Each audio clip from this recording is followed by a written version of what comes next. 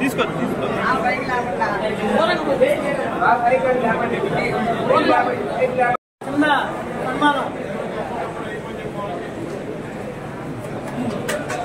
నవీన అంటావా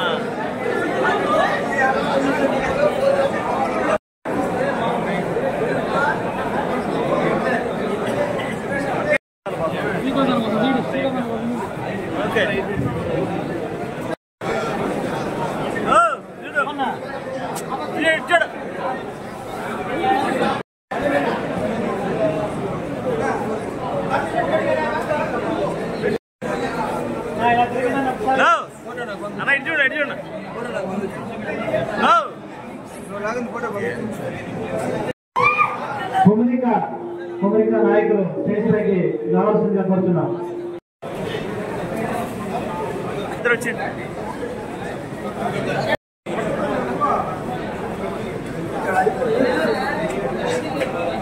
ఇప్పటి నుంచే బాగా ఏర్పరచుకోవాలి. దయచేసి అందరూ లోపలికి వచ్చి కూర్చోండి.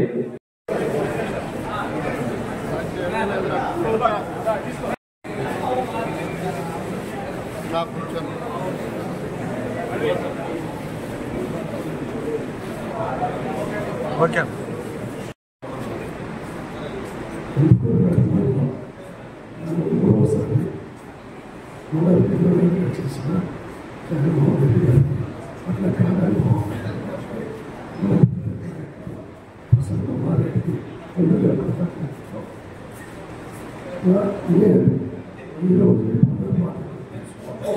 మూడవసారి ఈ పనుల బాధ్యతలు నాయకులు కానీ కార్యకర్తలు కానీ మన అన్నగా ఎల్లవేళ నేను ఖచ్చితంగా ఉంటాను.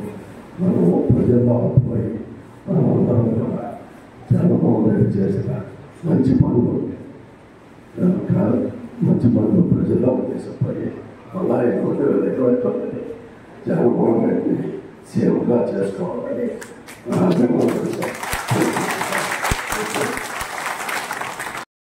ఒక సామాజిక వర్గంకి చెందింది కాదు, అన్ని మతాలకి, అన్ని ప్రాంతాల వారికి, అన్ని సామాజిక వర్గాల వారికి న్యాయం చేసినప్పుడే పార్టీ ముందుకు పోతుంది. పార్టీ క్రమశిక్షణ గల ఒక నేను సేవకుడిగా చెప్తున్నా, అందరికీ సమాన అవకాశాలు కల్పించాలి. ఈ పార్టీలో ఇది పేదల పార్టీ.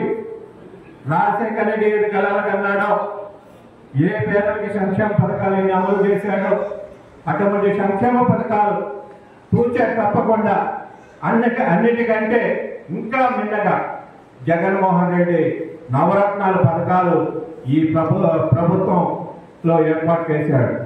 జగన్మోహన్ రెడ్డి ప్రభుత్వం ఏర్పాటు కానీ నవరత్నాలని ఒక బైబిల్గా, ఒక ఖురాన్గా, ఒక భగవద్గీతగా భావించి ఆ పథకాలు అమలు చేసేదానికి ప్రతిరోజు వాటి మీదే ధ్యాస పెట్టి ఈ ప్రజలకు సంక్షేమ పథకాలు అందించాలా, వాటితో పాటు రాష్ట్రాన్ని అభివృద్ధి తీసుకుపోవాలనేది దృఢ సంకల్పంతో 5 ఏళ్లు పనిచేశాడు.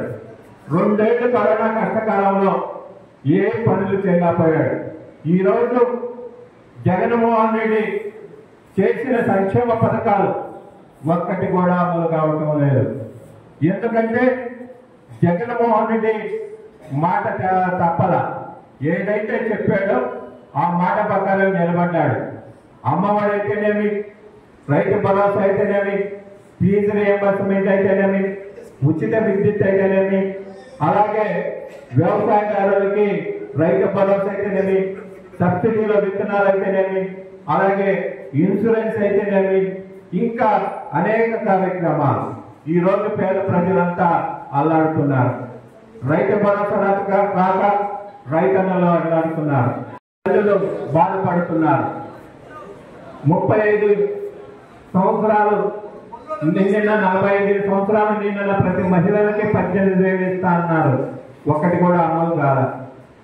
ముస్లిం మైనార్టీ సోదరులు, బీసీలు, ఎస్టీ, ఎస్సీ యువకులు అడుగుతున్నారు 55 సంవత్సరాలకి మీకు పెన్షన్ ఇస్తా అన్నారు. అది ఈ రోజుకి గతి లేదు. ఇంకా పెన్షన్ అయితే ఇంకా తీసేదానికి ప్రభుత్వం పన్నాగాలు పడుతుంది, ఏదో ఒక దాని మీద తీసే కార్యక్రమం చేపడుతున్నాడు. ఈరోజు జగన్మోహన్ రెడ్డి చేసిన పథకాలు ఒక అన్ని వర్గాలకి, అన్ని సామాజిక వర్గాలకి కూడా రాజ్యాధికారం ఇచ్చాడు. ఎందుకంటే బీసీలు అయితేనేమి, ఎస్టీలు అయితేనేమి రాజకీయంగా ఎదగాల, వాళ్ళ ఆర్థికంగా బలోపేతం అవ్వాలా. ఈ రాష్ట్రంలో ఎస్టీ, ఎస్సీ, బీసీ, మైనార్టీ సోదరులు కూడా ఉన్నత స్థాయికి ఎదగాలని అమ్మ ఒడి అయితేనేమి, నాడు నేడు పథకాలను స్కూల్లో ప్రవేశపెట్టి ఎన్నో అద్భుతాలు సృష్టించారు. పేద విద్యార్థులకి మినరల్ వాటర్ అయితేనేమి, బ్లాక్ బోర్డ్, వర్గాలను పక్కన పెట్టి, అహంకారాన్ని పక్కన పెట్టి అందరినీ ఒక తాటిపై తీసుకొని పోయి అందరు కలిసి కృషి చేస్తేనే మళ్ళీ ప్రగతికి పునరుద్ధరణ వస్తుంది. కనుక ఇక్కడ పదవి అలంకార ప్రాయము, ఇదేదో నా గొప్పతనమో ఏదో అనేది మట్టానికి అహంకారం మాట్లాడటానికి వదిలేసి నిత్యం కార్యకర్తలతో ప్రజలతో మమేకమై సమస్యల మీద ప్రభుత్వాన్ని నిలదీస్తూ, అలాగే పోరాటాలు చేస్తూ ఈ ప్రభుత్వ పథకాన్ని ఎండగట్టుతూ మనం ఈ రోజు ప్రజల్లో గట్టిగా పోవాలని కోరుకుంటూ నాకు ఈ అవకాశం ఇచ్చిన, అలాగే మత్స్యకారులకు కూడా 10,000 రూపాయలు ఇస్తున్నారు. వాళ్ళ ఆర్థికంగా ఎదిగేదానికి డీజిల్ కూడా సబ్సిడీ ఇస్తుంది గవర్నమెంట్. అది కూడా ఈ రోజుకి వేయలేదు. అన్ని వర్గాల ప్రజలు ఇవాళ కింద అట్టడుగు స్థాయి నుంచి ఇవాళ వీధుల్లోకి వచ్చేసారు. ఎందుకంటే ఒక్క పథకం అమలు కాకుండా ఉంటే పేద ప్రజలు ఎట్లా బతకాలా, ఎట్లా డబ్బులు ఇచ్చేయాలా, వాళ్ళు ఎలా చదువుకోవాలా.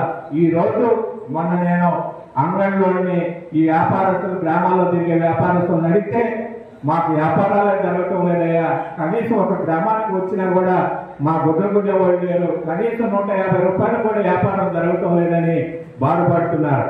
అలాగే టౌన్ లో కూడా అన్ని అంగన్లో కూడా 15-20 రోజుల ముందు నుంచి మా అంగళ్ళు కూడా సేల్స్ బాగున్నాయి.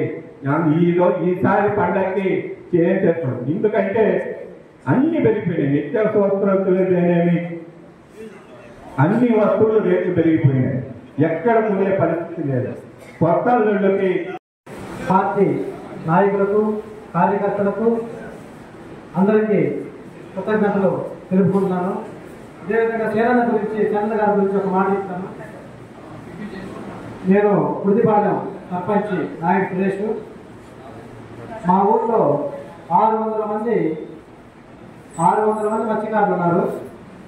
గత 30 సంవత్సరాల నుంచి మేము మత్స్యకారులమై అని గుర్తింపు కోసం తిరగని నాయకుడు లేడు. ఎంతో మంది దగ్గర తిరిగాం. కానీ సునామీ టైంలో కూడా మీ ఊళ్ళో మత్స్యకారులు లేదు అని ఏ ఒక్క చేయూత కూడా మా గ్రామానికి అందలేదు. అటువంటిది సేనన్న గారి దగ్గరికి ఆయన మండల అధ్యక్షులు అయిన తర్వాత సేనన్న గారి దగ్గరికి వెళ్ళి సమస్య చెప్పడం జరిగింది.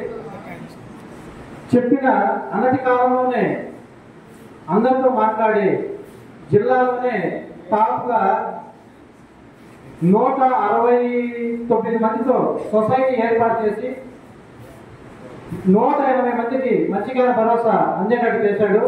గతంలో ఒకే ఒక కుటుంబానికి మత్స్యకార భరోసా అందేది. అది కూడా టీడీపీ, తెలుగుదేశం పార్టీ కుటుంబానికి 5గురికి మాత్రమే వచ్చేది. ఇంకా ఊర్లో మిగతా 595 మందికి ఎటువంటి ఆసరా కానీ ఏది వచ్చేది కాదు.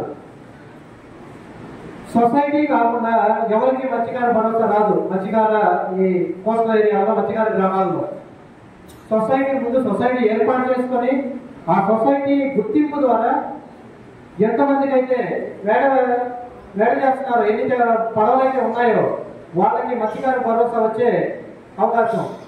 అటువంటి